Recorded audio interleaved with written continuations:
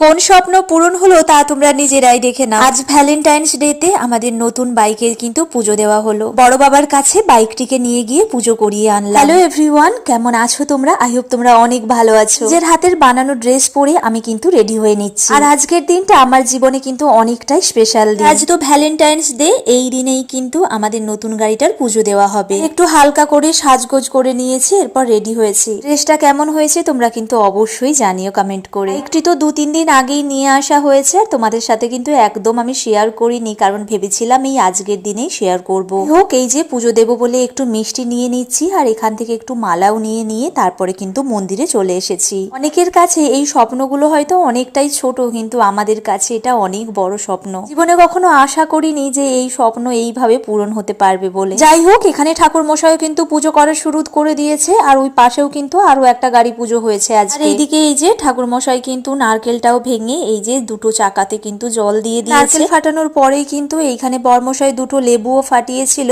যাই হোক, সেইগুলোকেই এখন বর্মশাই তুলে ডাস্টবিনের মধ্যে দিয়ে দিচ্ছে আর কি। পুজো দেওয়া তো এখন শেষের পথে। বর্মশাইও একটু তিলক নিয়ে নিল, সাথে আমিও নিয়ে নিয়েছি। আর এরপরে এই যে বাড়ি ফিরছি আর কি। তো এই যে দেখো, বাড়িও চলে এসেছি, এরপর রাতের খাবার বানাবো।